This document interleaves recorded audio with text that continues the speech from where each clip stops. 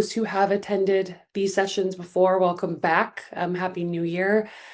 My face might be familiar to some if you've attended these. If not, nice to meet you. My name is Jenna. I serve as a member on the client engagement team at TDS Health. So if you have had some exposure to me in the past, it's most likely in the capacity of some onboarding or training support. My primary role is to support current clients with the collections of content they have to help make sure we're supporting you and getting that out to your students, your users, your patrons, your faculty, and kind of supporting in that way so it's not all falling on one person or a group of people. So these sessions are ones that we'd like to host pretty frequently throughout the year, whether it is about a particular product or a collection of products, ways that we can support. And so welcome to today's session. We'll be taking a look at AIBODY. I'm joined by my colleague, Simon Walls, who's a member of our sales leadership team. He's going to do a quick little introduction about himself, and then I'm going to let him do a little bit of an introduction to AIBODY, and then he'll kick it back over to me, and I will take you through the platform, and we'll do a quick kind of high-level introduction to the resource, answer some questions that may come through, and then talk about next steps if people are wanting to look at this a little bit more. So Simon, I'll go ahead and kick it to you, but real quickly beforehand, if you have any questions, you should have either the chat or Q&A or both functions available to you for attendees, so please feel free to utilize those throughout. I'll have Simon navigate that while I'm walking through and such, and then we'll be able to answer questions, and if there's something we can't answer, we will find out for you and we will tell you later. So Simon, go ahead if you want to get started. Good morning, good afternoon, everyone. My name is Simon Walls. I joined TDS at the beginning of December, and I am the Senior Director of Sales for the organization.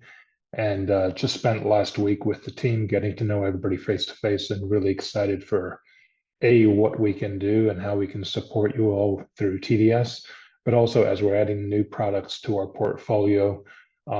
This product today is AIBODY. It's one of the newest products we've added to the portfolio, and it focuses on physiology.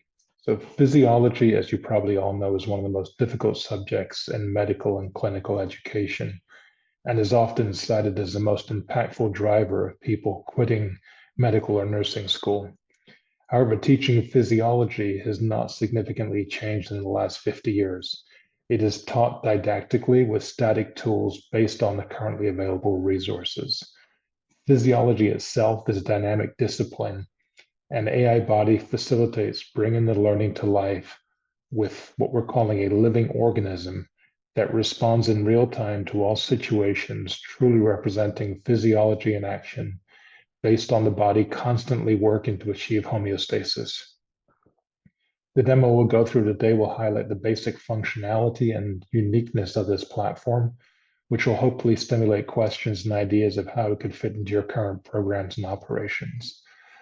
With that, I'll hand it back to Jenna, and I'll be monitoring any questions you may have as we go through this. Thank you. Thanks, Simon. So I have the AIBODY platform open, and I want to kind of open with a couple of pieces before we start moving around and working with our avatar, Luke, that you'll see on the screen. So a couple things, and this might be just from my own personal interest that came out when we first started working with AIBODY, was the name of AIBODY, and so how that plays and what that means and how that works. And so you'll notice down on the front of my screen, you'll see Laura down here. And she'll operate in some degree of like a chatbot where you're able to build out simulations and work and navigate through them, utilizing her as a way to deliver those. So that's an AI element of the resource. But I really like to point out that AIBODY, the name, was really derived by the idea of artificial intelligence body, and that it was built out and programmed at the cellular level, which that may be something that Simon said in his introduction, is that the way that they built out this avatar and this model to run started at the subcellular level. And so they programmed up from there with those clinical parameters So the avatar would really operate like a living human being.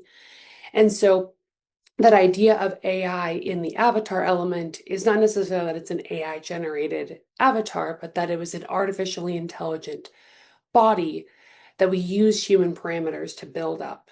And by we, I mean AIBODY. Use those parameters to build out that avatar so it really responds and operates like a human. And so, to Simon's point, it's always working to maintain that homeostasis element. And so, these things that we're able to do to the avatar, to Luke, we'll be able to see in real time how the human body would be responding to that. And then when we're not applying those simulations to the avatar, the maintenance of homeostasis that happens with the body. So, that long-winded introduction I have on my screen, as I said, the AIBODY platform. And so you'll notice a couple things right out the gate when we're taking a look. On the left-hand side, what you'll notice is going to be some degree of a navigational dashboard where you'll have some areas where you can make selections. Our avatar here in the center, Luke. And then over on the right-hand side, we have the vitals monitor. Now you'll notice it's frozen completely in place, and that's because I have my organism paused as we were getting started with the presentation. So I'll go ahead and unfreeze Luke, and you'll notice that we have our vitals monitor will start to show. Now, Luke is a representation of a relatively middle-aged, healthy male. And so those vitals that you're seeing are an output of what's been programmed of those parameters. And so right now, the organism is essentially living in space, and Luke is just maintaining homeostasis in space as we have him. In addition to the left-hand side over here, where you see that I can restart my organism, and freeze him, I also have a live atlas, which will have details and notations about each of the different selections we can make within here. And I'll show you that when we start popping into some of the systems that we'll be taking a look at. Now, what you'll notice is that in my home section here, which will default to this view of Luke, I can hit this drop-down arrow and I have a couple of options that come up. I like to start with these system elements up here. So we've got cardiology, pulmonary, and then renal. And so if I open up the cardiology section, you'll see that we are moved over to taking a look at Luke's heart. And so we're able to see his heart and the output that is happening with his heart at that time. And so you'll see here that we've got real-time ECG information. We've got a coronary system map that we can take a look at. We have the ability to see the distribution in terms of oxygen. We've got the vitals monitor. So all these elements are in here for us to see in real time as Luke is outputting this information. Now, from here is where we can simulate experiences and simulate pathologies within Luke. And so you'll see over on the left-hand side, we have some additional options that came up once I went ahead and hopped into the cardiology area. We've got some simulation that we can put into play here. And so the first one that I want to point out is that you'll see that we have this infarction area. And so to maintain time, and because this really is to be a high-level introduction to the resource, I'm not going to spend too much time doing every simulation possible because we'd be here forever. But I just wanted to give you an idea of some of the things that can be done and how you can then visualize what's happening in real time to Luke, to our patient. And so I am in the infarction section of the cardiology simulation module. And from here, you'll see that we have the ability to induce an occlusion to some extent. So up here on the top, I have the ability to make the selection of how much of an occlusion I want to apply to Luke. So how much I really want to put into effect here. And when I hit apply, you'll notice that we'll see some changes to our heart here in the center to show that that inferior occlusion is starting. And so we'll also notice that the outputs are going to change.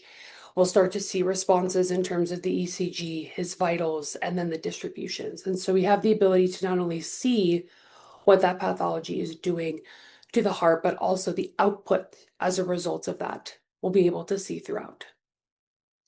Now, I hope in the time that I'm on here, I don't accidentally kill Luke while I'm talking about all these things, but if it does happen, That is my warning, because these things are happening in real time. And so we're able to apply these elements here and see it as a result. In addition to the infarction area, we have the ability to induce occlusions in the form of ischemia. So we have the ability to do these things to the module itself within the cardiology section. So we've got stress test, and then we can do infusions. And so all those elements can go into play. Now, I want to point out, as I am about to pop over to a different area, and one thing that what I find to be really impactful about AIBODY is the ability that these are working simultaneously with each other.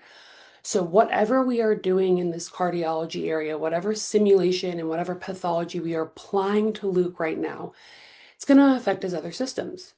And so if we were to hop over to pulmonary, we would be then seeing the results of that infarction that we're applying on the heart would also then apply and show in the pulmonary section of how that impact affects the lungs. And so you have the ability to have this multidisciplinary, multi-system effect go into a place when you are applying something to a particular system, which then allows your students, the individuals utilizing this, patrons, clinicians, to really have to move between those different systems in real time and see what that output would be looking like.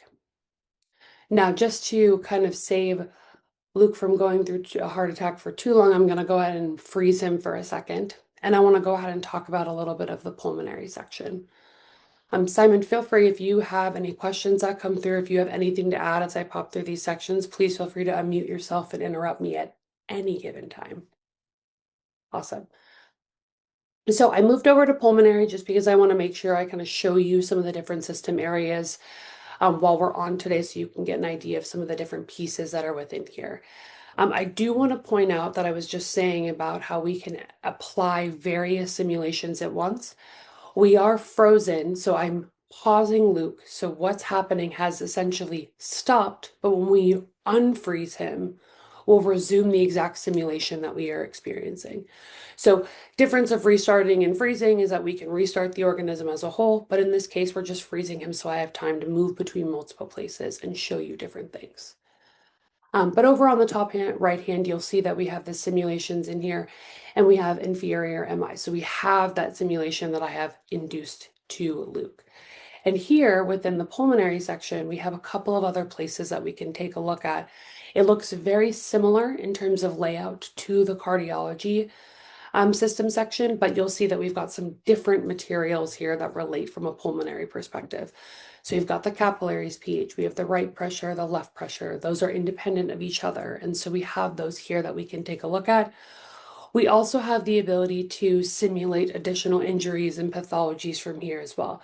So we can throw a right pneumothorax, a left hemothorax. We can do these different things to Luke and simulate these additional pathologies and injuries in real time.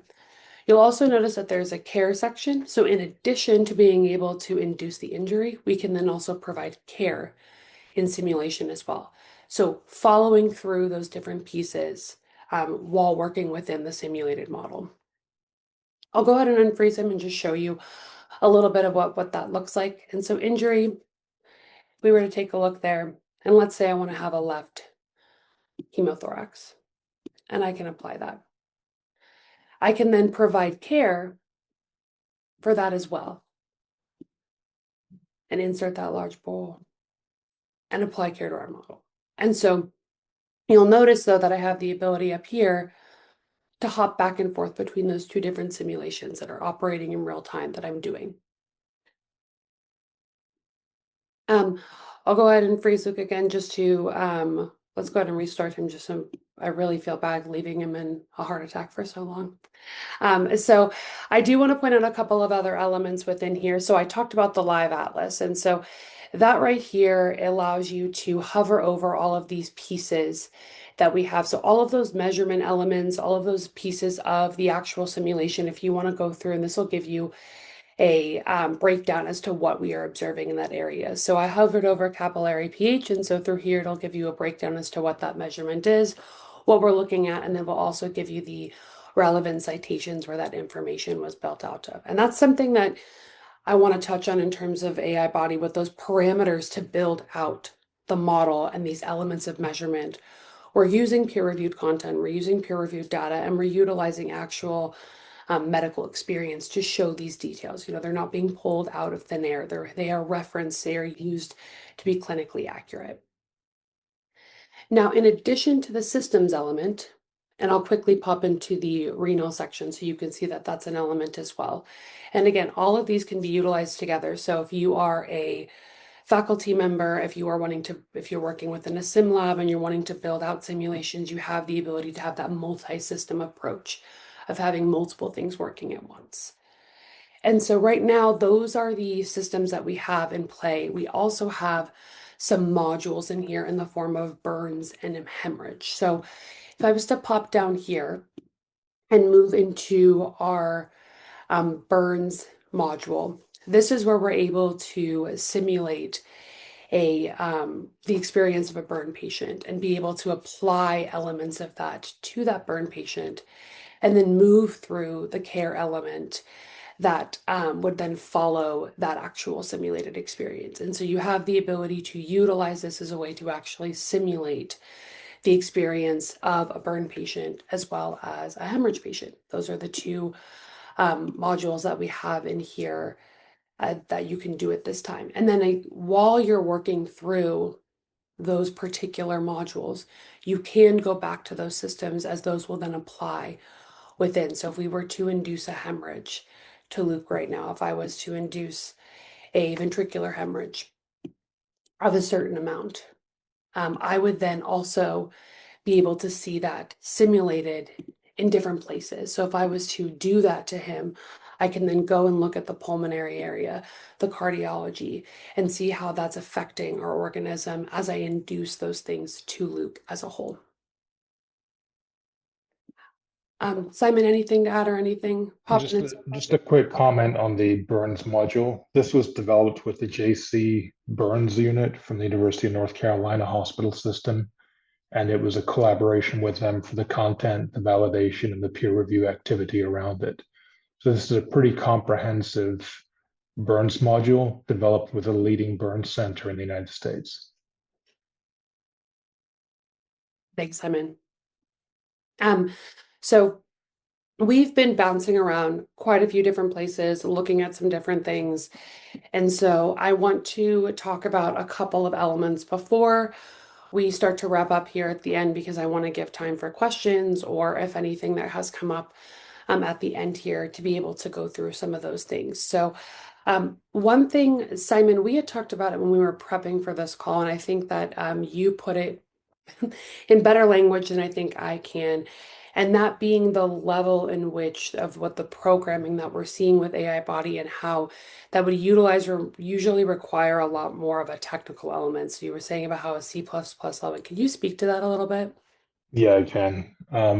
So most physiological models that are available in the market today um, they're programmed physiology as opposed to dynamic physiology is probably the best way to say it. So if you're going to run one of these models, you need to have computer programming knowledge and experience to be able to program the simulation in the direction you want it to go and have the physiological responses.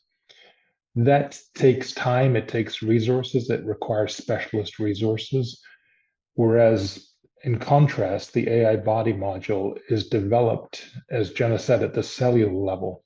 So as being a living organism, it responds to whatever you do to it or provide to it, as opposed to having to program the responses. These are all natural responses to stimulus, interaction, lesions, medications, and interventions. And they're all done in real time based on the organism being a living organism in the um, cloud. Awesome. Thanks, Simon. So again, this is really meant to be a kind of introduce you, get you an idea as to what the platform looks like, and then how some of the features work and some of those elements. I want to take about 5 minutes and just talk a little bit about ways we've seen this utilized in terms of application for different disciplines, different groups, different education levels. And I think one element that when we were working with AIBODY and kind of learning this resource for me as someone to be working with clients in the future as to how this can be navigated, one of the elements that was really attractive was that it allows you to take different approaches for different populations and different groups, but you still have the ability to kind of go back to those core fundamentals of physiology that Simon was talking about. And I know for people who are on this call, especially those who I've worked with, that that is something that we've seen um, with clients, that that area is being reported as something that they are losing students to professions with that course, that that is starting to send students away from it. But then also that even though some students may have completed some element of physiology, especially in those early anatomy and physiology courses, by the time they're moving through their clinical career, maybe some of those foundations are not as strong as they hoped or thought they were. And so needing something to remediate and go back to actually simulate what that experience looks like. Um, we also see a lot of those static images and that static material, and it's very different to be seeing in real time what happens to the body when these things are applied.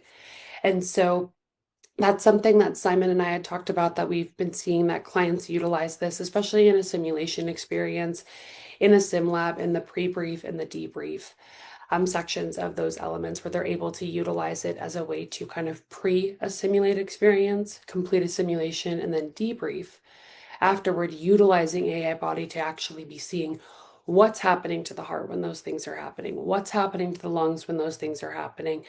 When you're looking at something maybe like a high fidelity mannequin and such, able to see then at the physiological level what's actually happening underneath the skin during those simulations is a way that we've been seeing AIBODY utilized by clients in the field.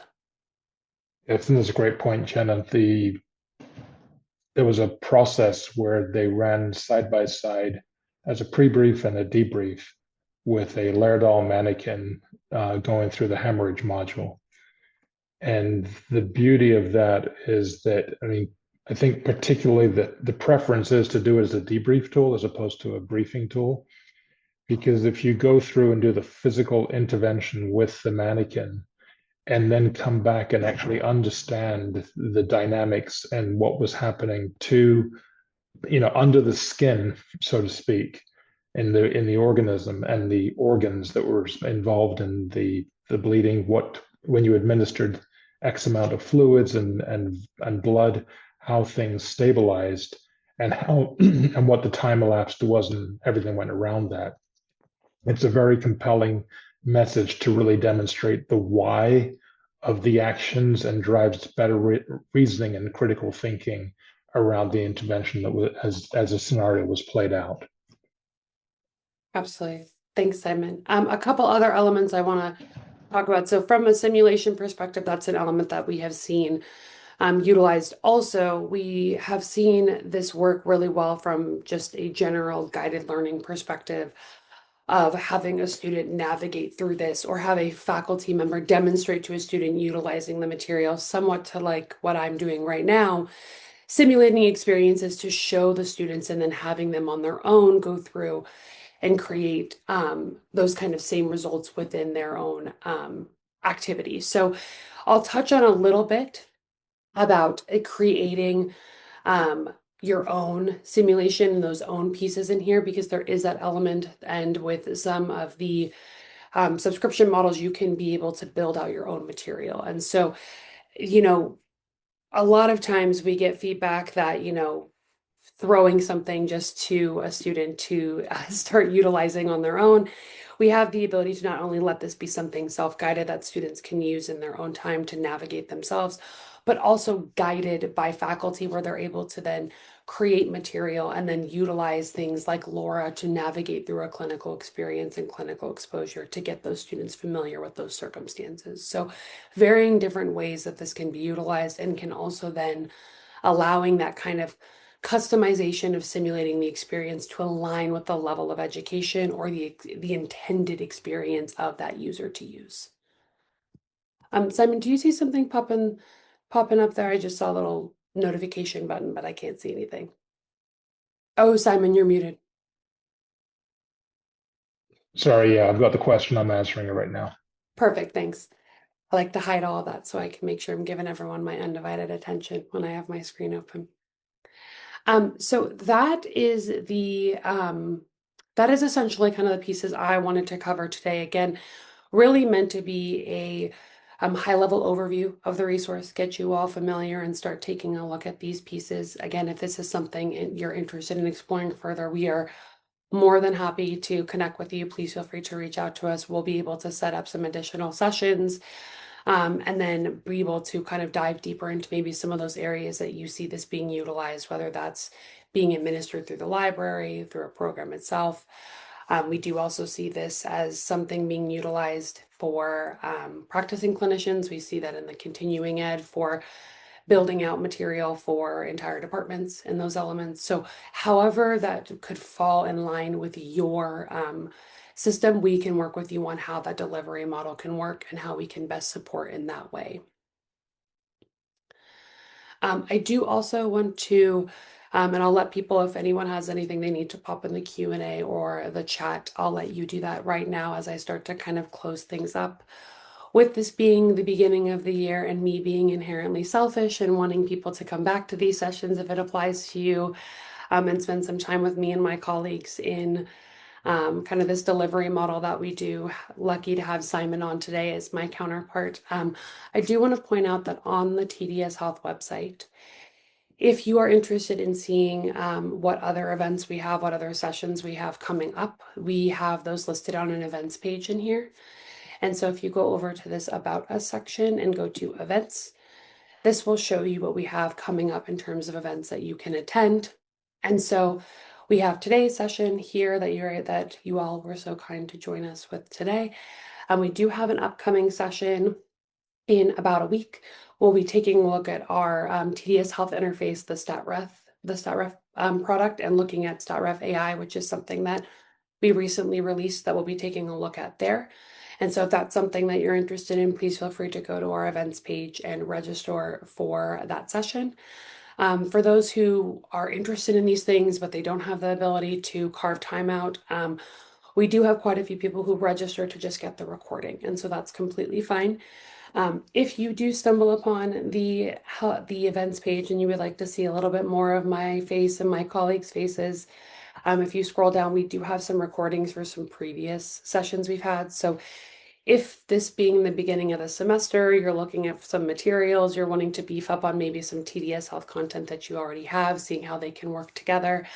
Some of these sessions, we've touched on that quite a bit, and we're also always happy to set up additional sessions with your team directly. For existing clients, a lot of times that's through me, where I can work with you and your faculty, even student orientation, to help support in terms of training and delivery material. So just a couple of places that you can take a look. We will send a follow-up email with details and all that good stuff after this session. But again, if you want to look at what we have coming up, that events page will be kind of your key area to see those things. Simon, we're running up on the half hour. Is there anything that's been coming through that you need me to address, or are you handling all of it over there? No, I've got the two questions answered, I think. Awesome. Well, if he didn't, that's on Simon and not on me, so no one can be mad.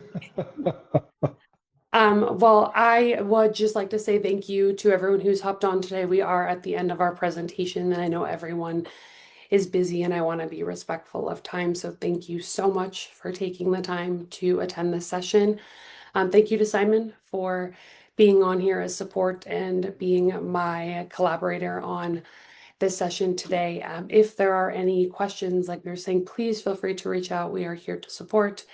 If this is something that is interesting to you to explore further, we can connect you with your representative within your and that's at the end of the presentation is when my brain turned off. We'll connect you with your territory manager who can work with you, and we can set up some additional time to talk about some of the options for you. So I'm seeing all the chats of the thank you. Thank you to you all. Thank you for engaging. Happy New Year again, and we look forward to working with you over at TDS for the rest of the year. Thanks, everyone. Thank you very much. Bye, y'all. Bye.